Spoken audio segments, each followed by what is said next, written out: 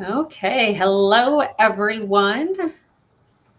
My name is Kara Welkkey. I'm an occupational therapist here with Next Level OT, and we'd like to welcome you all to the Next Level OT PT SLP podcast, where we help occupational therapy, physical therapy, and speech language pathologists think of beyond traditional therapy so they can take their careers, businesses, and lives to the next level.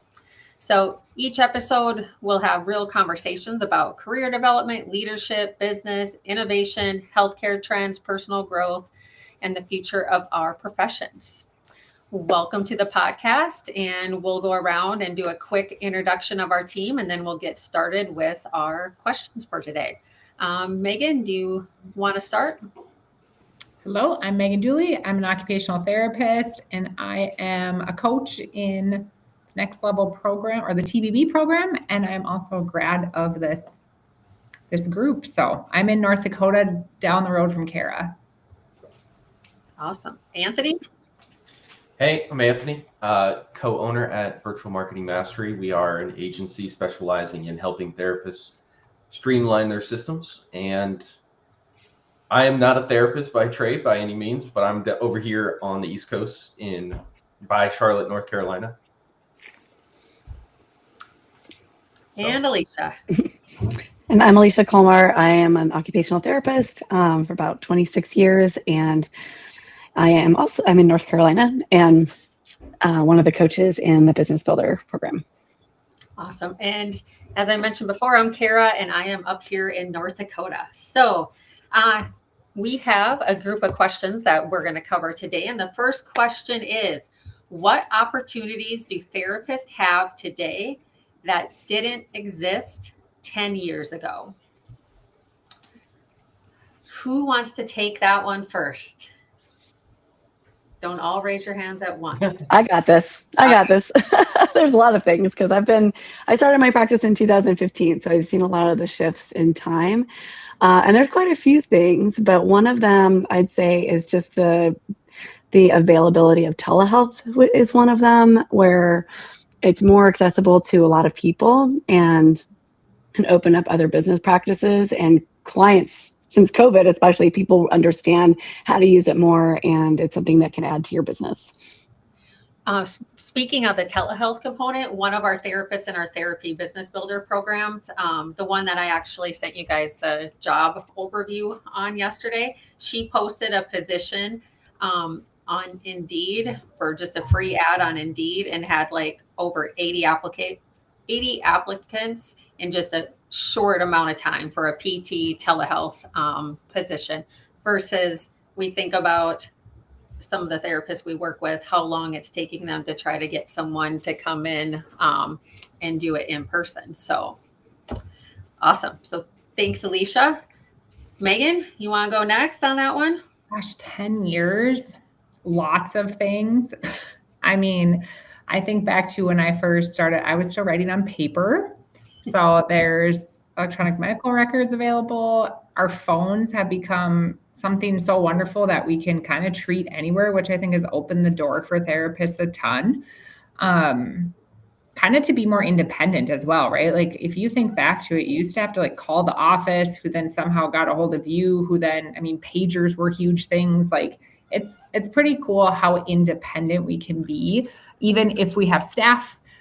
Even if we're a solo entrepreneur, like there's just so many things at our fingertips to help run a day now that were not there even 5 years ago. So. Yeah, it's crazy. I started my practice in 2018, and just from there until now, everything that has changed it's crazy. Mm-hmm. Anthony, our systems tech guy. I mean, yeah, think about how much has changed from technology from 10 years ago. Not to say that we were, in the Stone Age or anything like that, but pretty much everybody nowadays has a smartphone, where 10 years ago, you might not have been able to say that. And current events, past events really kind of push people to do that in a lot of ways. And so technically speaking, a lot's changed there. From a business side, 10 years ago, just trying to build a business using systems, there was really only a couple pieces of software out there, and they were clunky. They weren't very good. It was a heavily monopolized or duopolized process. And so that's become more accessible now than ever. It's one, you have people like me who can offer things and kind of guide you in that way so that you don't have to feel like you went to school to go learn how to be a therapist and now you have to go to school to be a tech wizard. Nothing like that is the case. It's very much that there's a lot more accessibility. And as a result of that, I think that we can leverage that a lot more often, right? It's not to say that, everything becomes automated or anything like that, because we preach having those personal relationships still and still networking and growing the business in that way. But it's really about creating a business that serves more people without you necessarily having to do everything personally, and making it where you can separate yourself, but know that there are things running that help create a very consistent experience across the board. I'm curious, how long have you been using your current CRM software? Has it been long term? Yeah, I mean, we started using it in the business. It wasn't the first thing that we used because we had to actually, for us, we kind of duct tape things together, right? And we kind of used this piece of software and that one, and tried to duct tape them together and get them to talk back and forth with each other. And that was kind of the reality, even, 26, so 7, 8, 9 years ago, that was the reality. High Level came along and they really changed the game in a lot of ways and made it, again, much easier, to where there's still opportunity to, connect things like how we're trying to connect the CRM to the EMR, but not feel like you need to necessarily know how to engineer it back and forth, front and back, right? So for us, we were using it in our practice directly, even. So I could speak from experience in that way. Once we transitioned over to it, it was like shedding weight off of our back from all the things that we've been duct taping. I think that's so interesting too. But I also yesterday was on a call with some people and just said that is like such insightful stuff. And also there are people that are just leaving Excel spreadsheets, Google spreadsheets. And so as like, it's really cool when you're like, look how far we've come from piecing together things. And then there's people who have never even used one piece really of technology or advances. And I think that's what's so great too, when people look at going into business or things like, you just kind of said it, Anthony, nothing's perfect. There's always, technology is always changing. But also to not let that deter people from pursuing things, because when you hear, gosh, well, I was just putting things on a Google Doc or an Excel sheet for notes and things, you're like, there's such a wide spread of knowledge out there. So I think you sharing that insight of what you've seen change over 9 years, there's people still with big giant pieces missing to a degree. Yeah, it's kind of done this full circle. I'll just finish up there. I'll let you go here in a sec, Alicia. It's kind of been this full circle of, I feel like when we started, we really had to hit the ground running and just be in everything and kind of build it with our hands in a way. And then there's a lot of technology that came up and, boom, we could automate a lot of things. And now that's, with AI, I feel like we're going down that path more and more. So I almost step back and I say, in a world of automation and impersonability, how are you going to maintain that in your business and still feel like you can have that personal relationship? Not to say that you need to go do everything, but know that there are moments where it's going to be more important for you to be there versus an automation. And that's kind of the struggle that I think we will get to with businesses. Lots of businesses are going to push for AI and want to just be detached from the process. And that detachment is going to affect the experience. over time. I foresee Absolutely. That's what I foresee. Alicia, Yeah, and I just wanted to say, if there's people who are listening who haven't started a practice and they're hearing CRM and EMR and they're like, what the heck are those? Like, can you explain what those are, Anthony? And like, what stage do you think that people need those?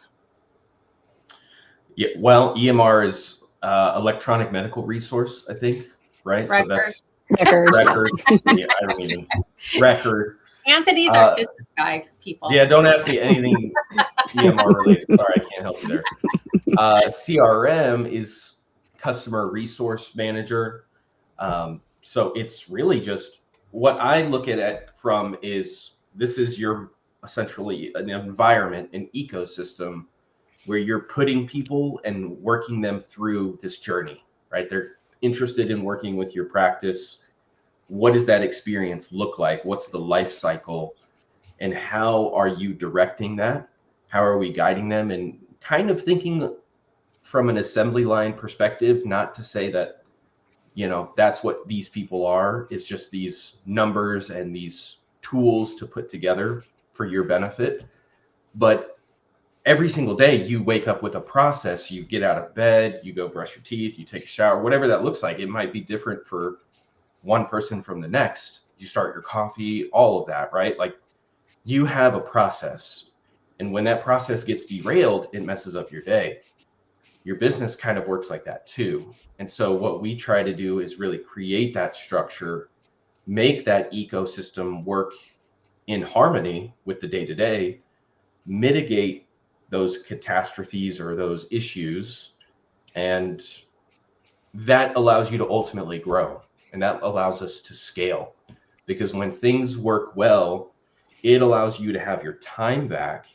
It allows you to then separate and say, I can take these things that I was doing and I was responsible for, let somebody else do that, spend more time treating, grow that to a point where you could say, then I'm ready to pass that off.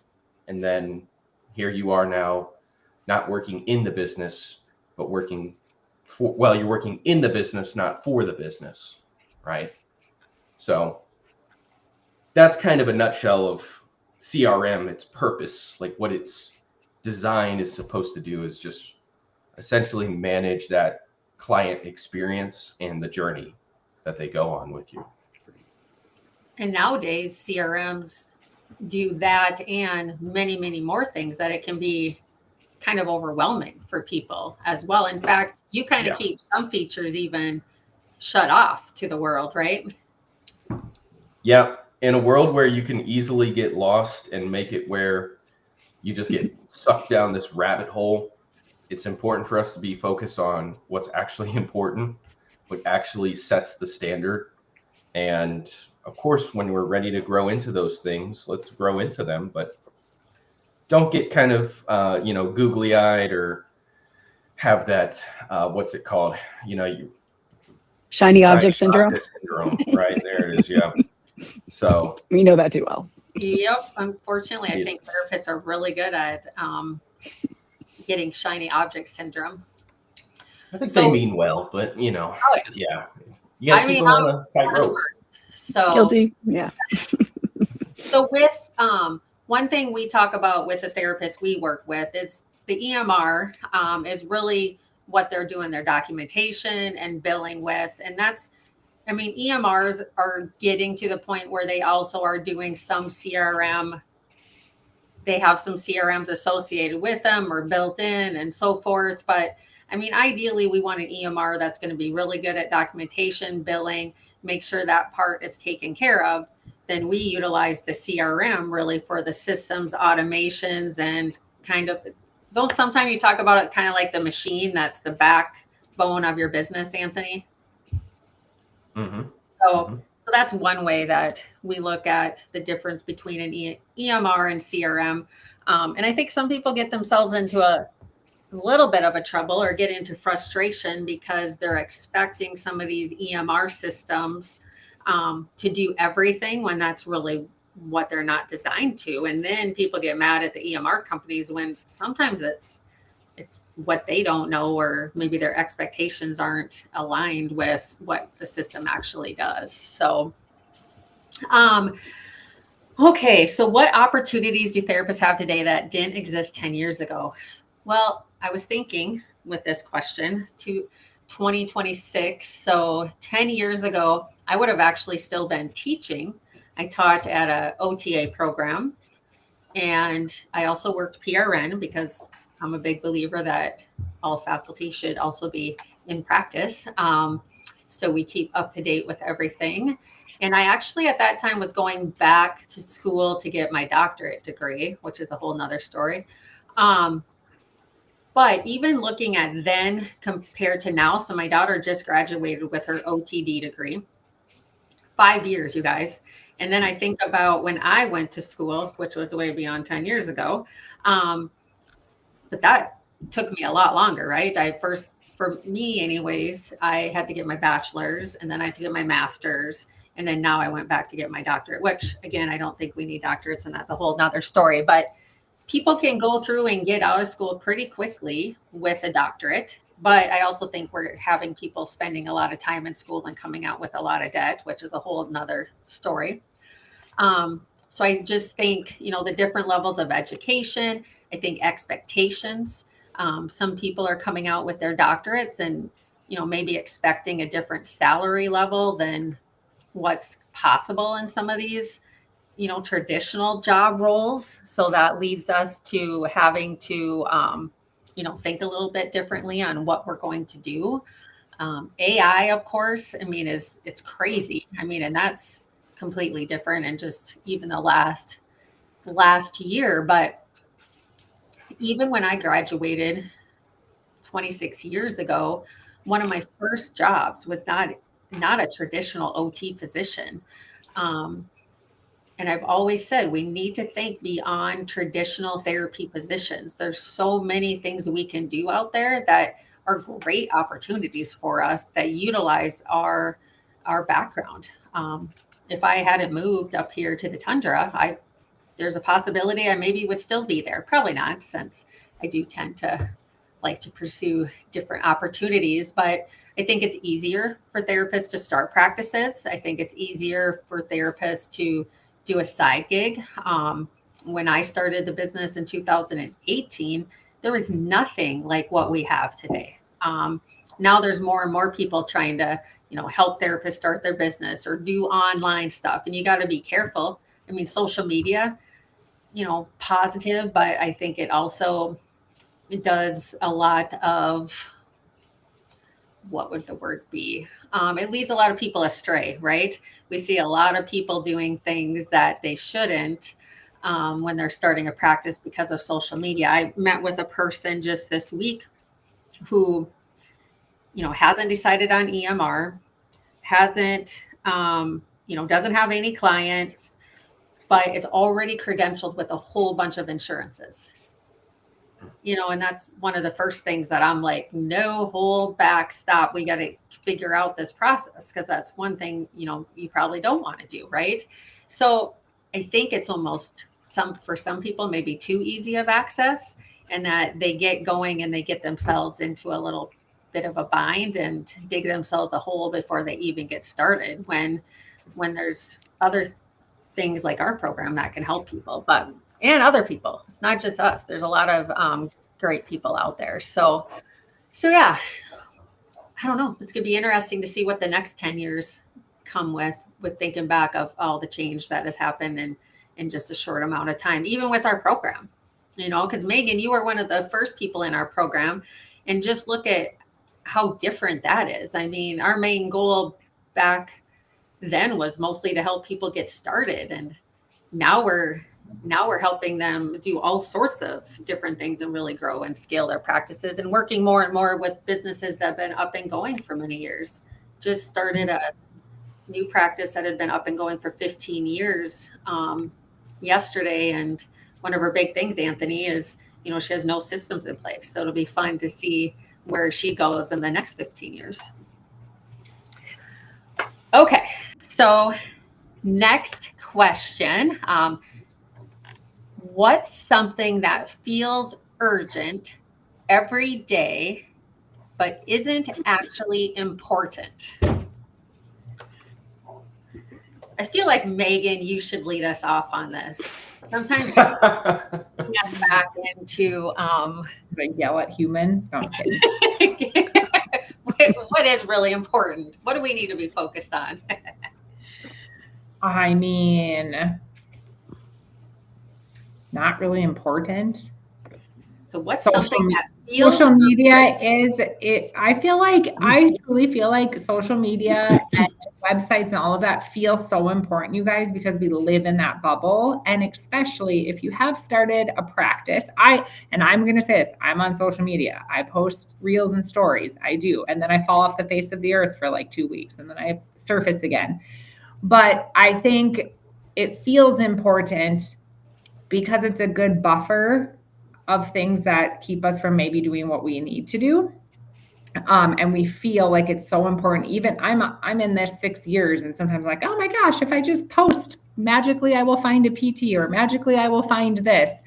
But I believe our phones, and whether we're participating in looking at social media to think that we're going to find the next answer or we're being involved in it through TikTok, Instagram, our websites, it's really, truly distracting us from the really boring, important things like our policies and procedures and understanding billing codes and understanding the rules. And there's so many people I meet that have absolutely no idea of those important things, but gosh darn it, they've filled out their calendar for the next month on posts. And I'm not saying you can't, but we have to understand that that's not the most important thing.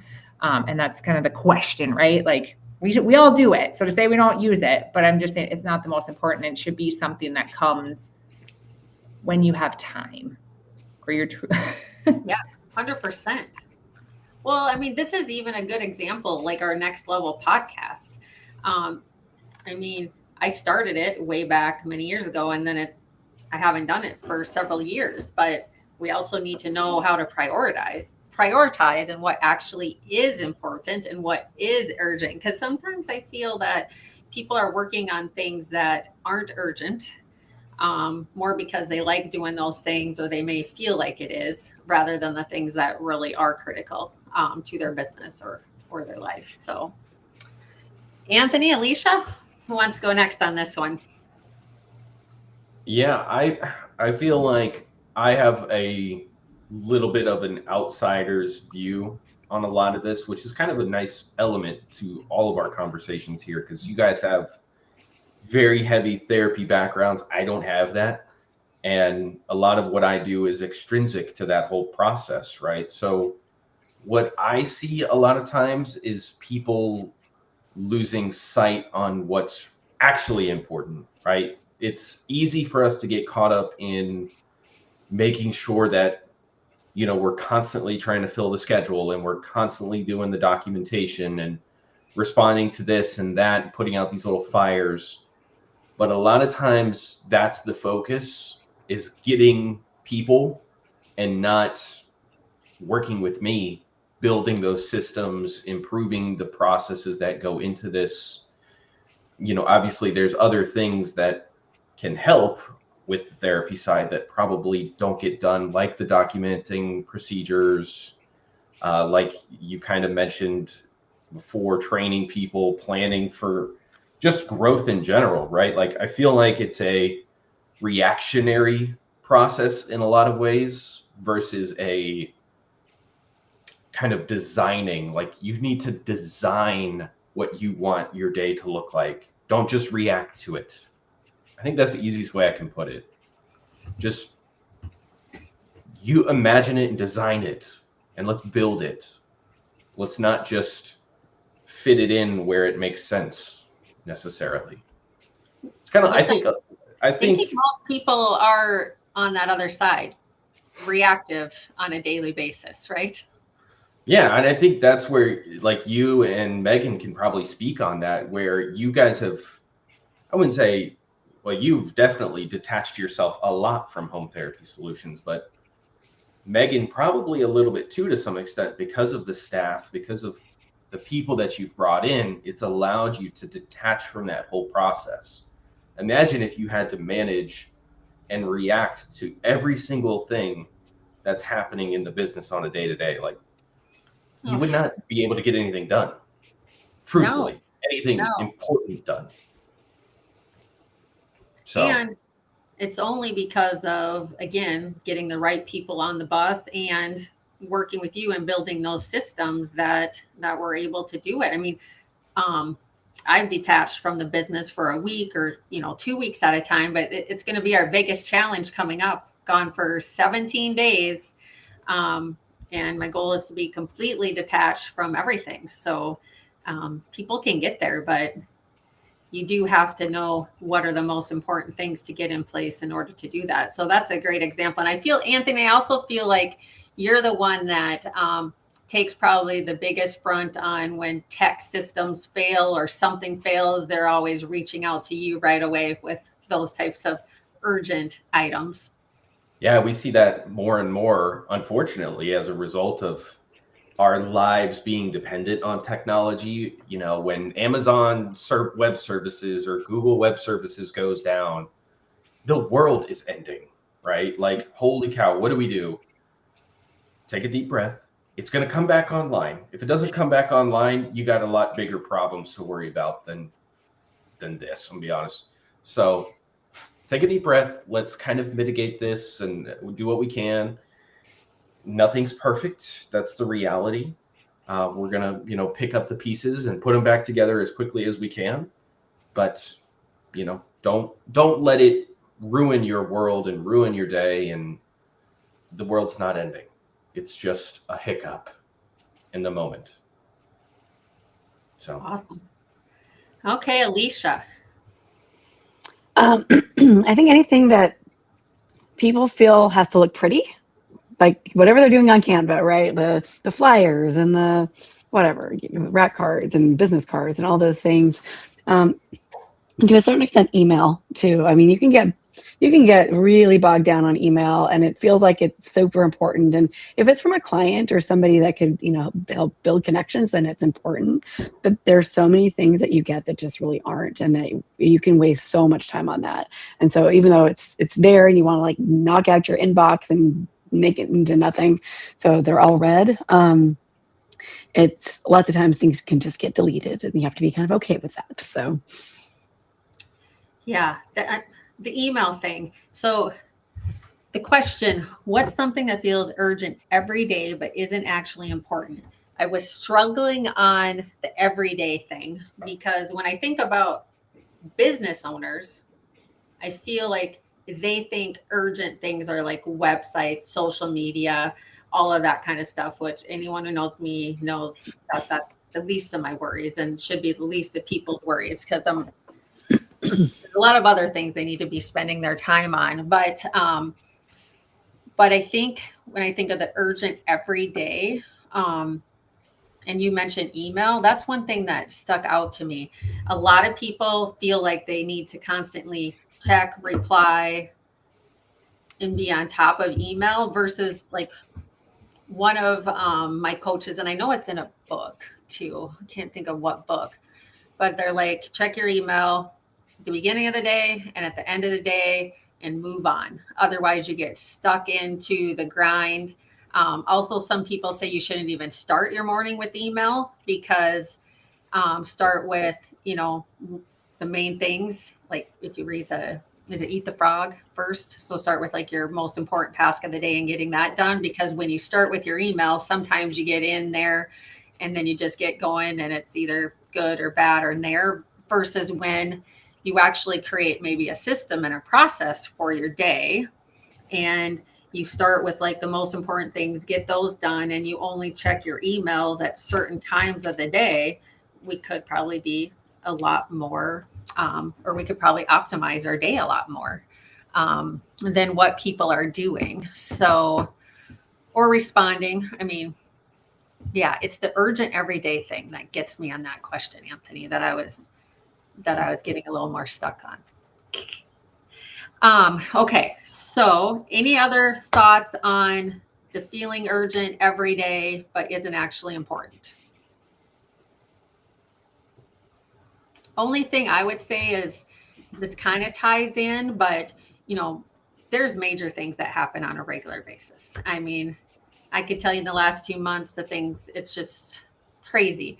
One thing that my husband always stresses to myself, he's a psychologist, is that sometimes we need to take a good 24 hours before we actually respond or make a move to some of these urgent things that come across our desk, our computers, our phones, or whatever, versus just, send that text or send that email or make that quick decision.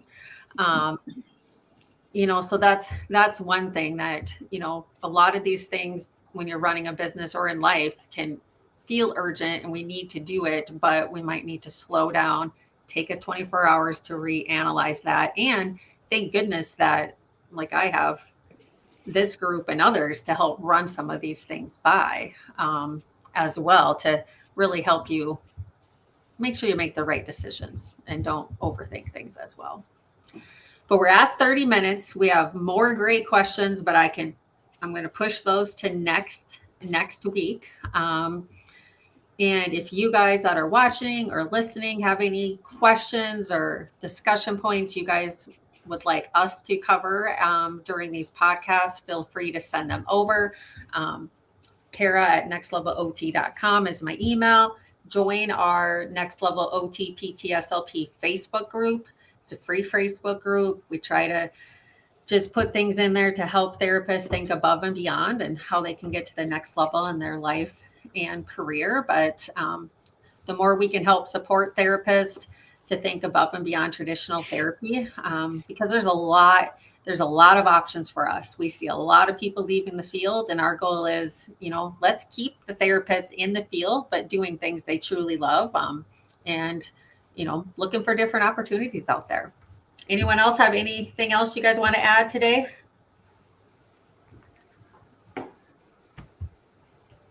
Okay, so thank you guys for joining us, and we'll see you next Tuesday for the Next Level OT PT